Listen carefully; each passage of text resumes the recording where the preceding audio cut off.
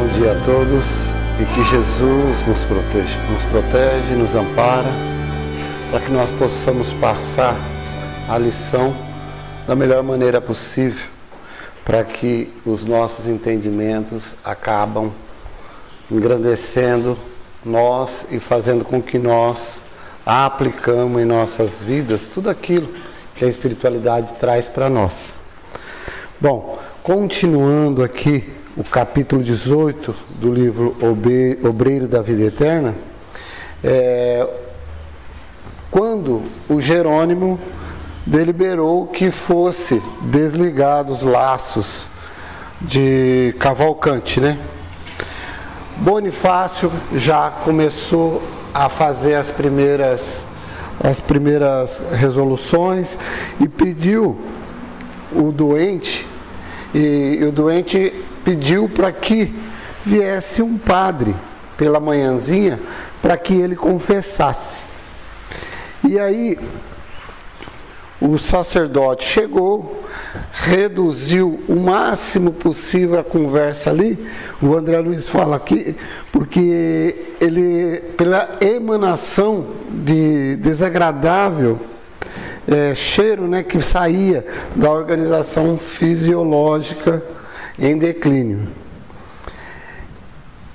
E o André Luiz fala aqui que o Cavalcante mal compreendia, mal suspeitava a paz que ele ia ter, que aguardaria ele na morte, né? E com isso ele tentava ganhar tempo, né? Conversar com o eclesiástico lá, para que, né, não acontecesse isso. Só nesse pequeno trecho aqui, me trouxe ali um tipo de um raciocínio, primeiramente, do Cavalcante, né, que a lição vai nos trazer aí uma aflição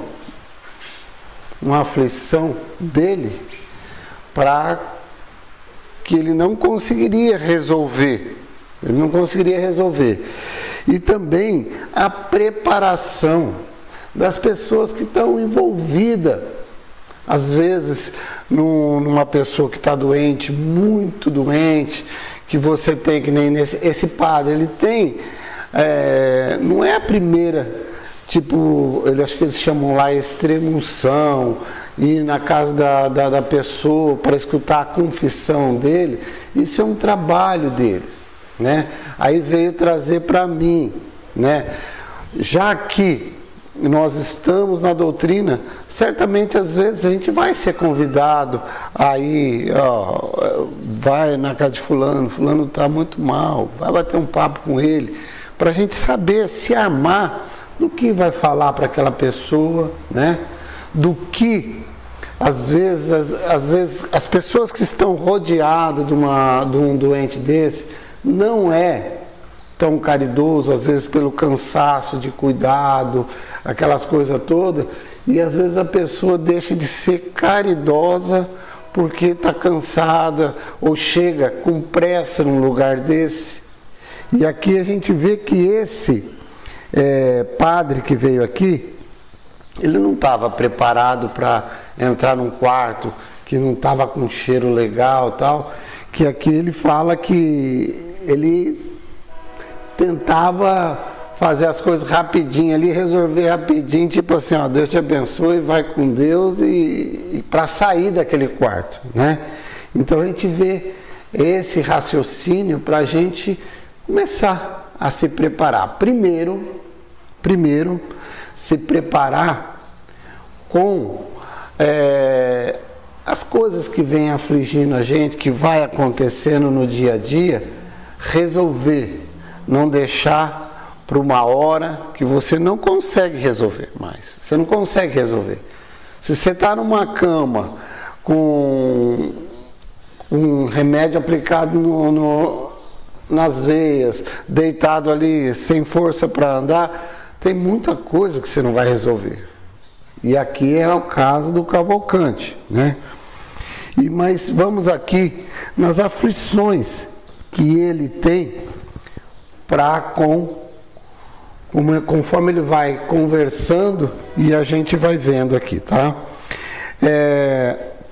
Então, depois que ele começou a conversar com o padre, ele fala assim para o padre: Padre, sei que morro, sei que estou no fim. E o padre rapidamente já fala para ele: entregue-se a Deus, amigo. Só Ele pode saber em definitivo o que surgirá. Quem sabe se ainda tem longos anos pela frente? Tudo pode acontecer. O padre falou ali, legal, tipo assim, aconchegou o coração do Cavalcante, mas a forma que ele falou, que está o problema, né? Que o André Luiz fala que o capelão falava apressado, abreviando a palestra e tentando dissimular as suas penosas impressões olfativas. Mas o moribundo continuou ingênuo, quer dizer, ele não desconfiou ainda que ele estava, que o padre estava querendo era se mandar dali, né? E ele fala que tem medo, muito medo da morte, né?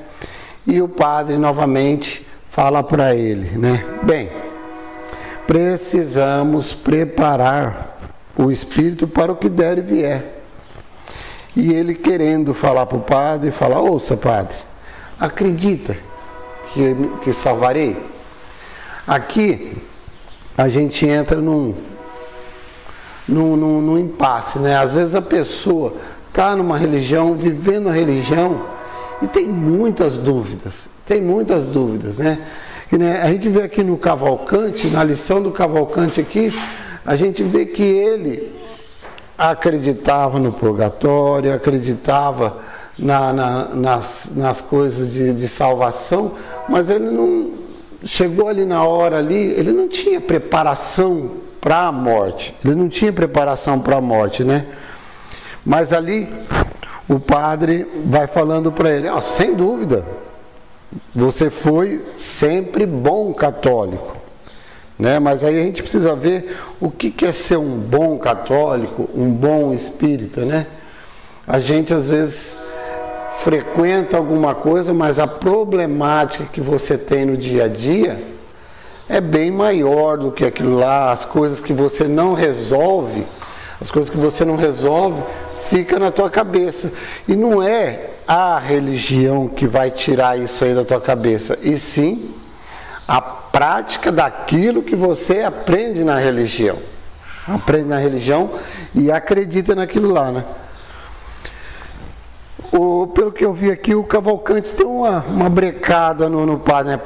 Mas escute, né? Eu desejaria morrer em outras condições. Aí ele começa a explicar para o padre tudo que afligia ele, que é aquele negócio que não consegue resolver, né? Ali deitado, né? Ele fala: padre, o senhor sabe, acabei de confessar para o senhor aí, fui abandonado pela mulher, que fugiu com outro homem, e nunca mais a vi, para nunca mais, né? E aí é uma coisa que na cabeça dele, quando ele foi abandonado pela mulher, ele acreditou que a falha era da mulher. Foi a mulher que abandonou ele, certo? Ele passou por aquela provação, mas por incapacidade de compreensão da parte dela. Aí ele fala: mas agora que eu estou pertinho da morte, encarando a morte aí,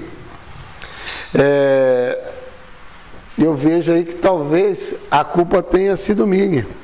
Quem sabe se não foi culpa, que eu não fui culpado direto. Aí ele começa a indagar tudo aquilo que tinha, do lado dele ali tinha todo aquele respaldo espiritual por causa da vivência dele com Jesus, da vivência dele na religião. E ele começou a colocar em dúvida, né? talvez tivesse levado longe demais meu propósito de viver para a religião. Faltava-lhe a assistência necessária. Ele já começou a achar que se ele tivesse deixado a religião de lado e cuidasse mais do casamento dele, ficasse ali mais do lado da esposa dele, que talvez ele não teria esse problema dela ter ido embora, né? E ele fala, né? Eu lembro que às vezes ela me chamava de padre sem batina. Então, possivelmente, essas atitudes da minha companheira tinham sido devido a essa do jeito que ele foi vivendo, né? E após ele falar isso aí, porém, sua caridade continuou indagando por mim. Aí ele pediu para o padre ir atrás dela, atrás da mulher, porque ele não podia ficar sem resolver isso aí. Fazia 11 anos que ele não havia mais. Então ele pediu para o padre ir atrás disso aí. Aí o André Luiz fala aqui que o sacerdote não mostrou nada, intimamente não estava nada interessado em ajudar ele, né? E o padre simplesmente falou para ele descansar. Descanse aí, descanse. Tenha coragem, Cavalcante. É provável que tudo venha ao encontro do nosso desejo. As palavras do padre, está tudo colocado certinho, né? Porque as coisas vão acontecer como tem que acontecer, né? E aí o Cavalcante agradece ele, pede obrigado a ele, né? E o religioso, né? O padre já falou, bom, agora eu saio, né? Já acabou minha parte aqui, né? Mas o Cavalcante, amedrontado, continua ainda perguntando, acha que demorarei muito no purgatório? Essas indagações dele é tudo o que sabe que existe purgatório, mas não sabe muito a respeito do que, eu acho que a religião que ele estava, que é o catolicismo, empurrava ele para acreditar num purgatório, onde ele vai pensar nas coisas, tudo que ele tinha feito, deixou de fazer na vida, mas ele não sabia o tamanho disso aí, ele não sabia o tamanho disso aí, né? Então ele ficou apavorado, né? E o padre ali já não tinha mais tempo de abrir os olhos dele, né? Que ideia, né? Falta-lhe suficiente confiança no poder de Deus, mas ele falou de um jeito ríspido, irritado, e que o enfermo ali viu aquilo ali, o desapontamento dele, né? Então ele ficou quietinho, sorriu, calou e deixou o padre embora, né? E o padre, se afastando, volta a ter a descaridade, né? Que o André Luiz fala aqui, né? Que ele encontra um médico na saída e pergunta para o médico, né? Afinal, o que acontece com o Cavalcante? Morre ou não morre, né? Estou cansado de tantos casos cumpridos. Vem falar mais ou menos do que nós estava falando no começo, né? Ele, praticamente diariamente, era o trabalho deles. Então, ele tinha que ter mais preparo. Mas nós não estamos analisando o padre aqui em si, e sim analisando as atitudes que nós vamos começar a ter a partir do momento de agora, com os nossos doentes, com as pessoas que estão em volta de nós, se nós formos indagados a visitar alguém, para nós termos esse tipo de caridade. Nem precisamos falar muito. Às vezes a pessoa quer falar tudo que passa pela cabeça dela, e só dela falar já resolve, porque a espiritualidade está em volta. A espiritualidade está vendo a necessidade dela e vai resolvendo isso. E o médico fala, ó, tem sido gigante a reação. Bem humorado ele fala, né? Aí ele vem com uma problemática maior. Ele fala assim, ó, devido à doença dele que não tem cura mesmo, nós estávamos pensando em fazer uma eutanásia nele. E o que o religioso aprova, porque ele fala assim, o padre fala, parece-me caridade, porque o infeliz apodrece em vida. E isso acaba, eu acho que acaba confirmando, às vezes, uma atitude que o médico vai tomar, né? E aí o médico abafa o riso, né? E despediram-se ali. André Luiz fala que a cena chocava ele pelo desrespeito, né? Que os dois profissionais, tanto da saúde como da religião, pensavam ali o caso artificial.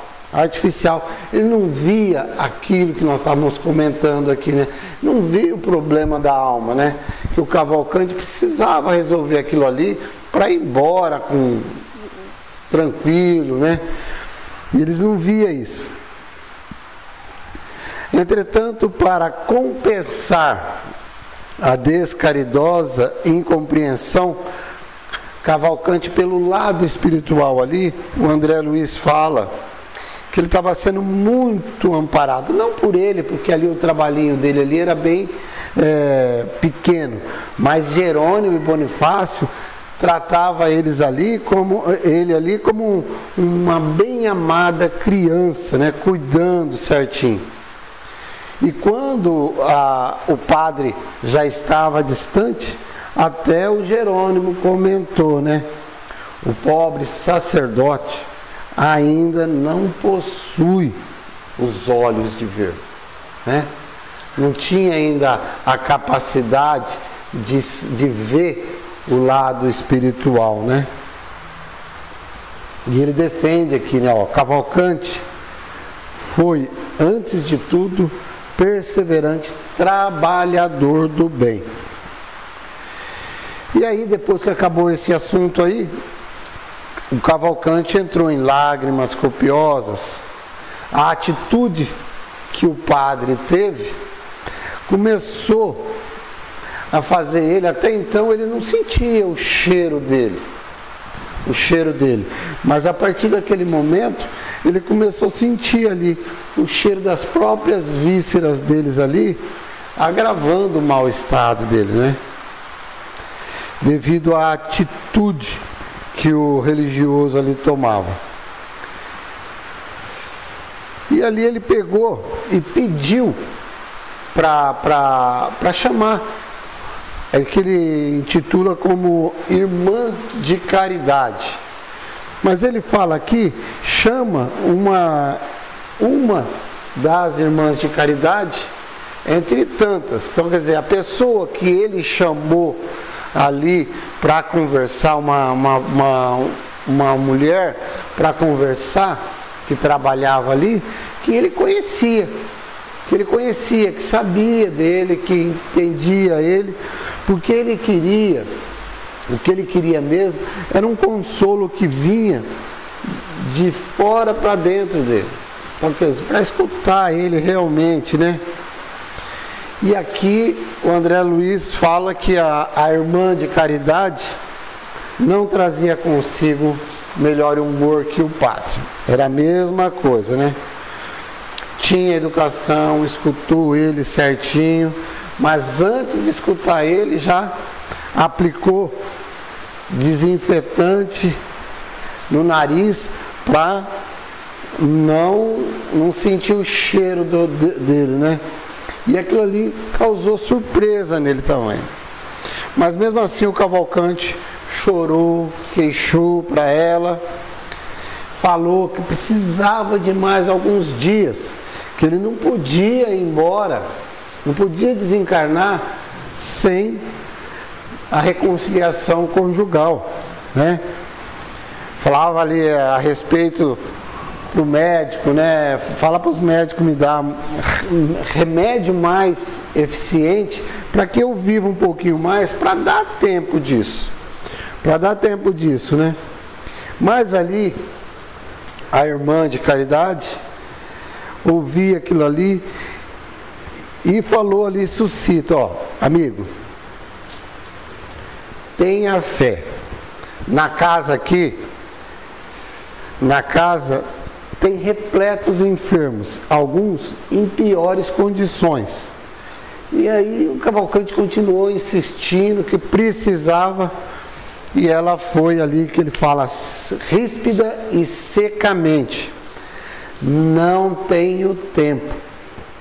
Isso aí levou o Cavalcante a um pranto silencioso, uma tristeza por dentro, e aí ele começa a pensar, né, da saudade da infância dele, da juventude, e uma narrativa de qualidades que ele tinha ali, né? Porque ele tinha muita qualidade, tanto é que ele estava cercado ali da parte espiritual, ele estava cercado e muito bem cercado, né? E aí ele fala, ó, percorrer as estradas terrenas de coração aberto à prática do bem. Ele não compreendia Jesus ali, cerrado em templos de pedra, à distância dos famintos, dos sofredores que choravam lá fora. Quer dizer, ele tinha consciência que dentro de uma igreja, Jesus não estava ali, o que estava ali, Jesus estava ajudando as pessoas lá fora, e ele gostava também disso aí. André Luiz fala aqui que a doutrina que ele abraçara não oferecia esse ensejo de aplicação evangélica do jeito que ele pensava, né? E ajudar, fazer as coisas para as pessoas, né? Que ele era compelido a ficar nesse ritual de culto, de manifestação ali dentro da igreja. Mas ele valia de oportunidade para testemunhar entendimento cristão. Então ele conhecia o cristianismo a fundo. Mas porque ele amava o exercício do bem, constante e fiel, era aborrecido pelos sacerdotes e familiares em geral. O que eles pensavam do Cavalcante? A parentela, inclusive a esposa, considerava-o fanático, desequilibrado, imprestável. Mas mesmo assim, ele perseverava, né? E ali, ele ia nessa atitude de fé dele, mas ele ignorava a lição além túmulo, né? E isso receava ele a morrer, por isso que ele estava sofrendo desse jeito. Que ele estimaria ali obter a certeza do destino a seguir, né? Ele queria ter um conhecimento melhor daquilo ali, né? E a visão que ele tinha ali do inferno, aquele inferno que o catolicismo pregava, punha arrepio no espírito dele. O espírito, ele estava exausto, mas ele tinha medo daquilo ali, de ter que enfrentar aquilo ali. A probabilidade dos sofrimentos purgatoriais enchia ele de temor. Então, quer dizer, a religião foi fazendo várias coisas para ele ter medo daquele instante. E aí, ele desenha aqui que ele desejaria tudo aquilo que ele ia ter. Se ele não tivesse medo, desde o comecinho, quando André Luiz falou assim, ó, mal ele sabe a paz que ele vai ter na morte, né? O que ele desejava? Algo de melhor, de mais belo do que o velho mundo que vivera até então. Suspirava por integrar em coletividades diferentes, em que buscasse encontrar corações que pulsasse sintonizados com o dele. Quer dizer, ele estava procurando coisas que pensava mais ou menos que ele. E é o que ele ia ter quando ele desencarnar. Assim que ele desencarnar, ele vai ter isso aí, porque ele está cheio de coisas. E aqui, no fim da lição que eu preparei, fala a respeito disso, né? Sentir a fome de compreensão, sede de compreensão, de profunda compreensão, mas ele era prejudicado pelos princípios dogmáticos da escola religiosa que ele afiliava, que ali repelia-nos, que o André fala que ele não tinha jeito de ajudar ele na ação, né? Que a espiritualidade não conseguia ajudar ele na ação. E é isso aí, a lição que eu preparei para hoje. E a continuação será domingo que vem com a nossa amiga Carmen.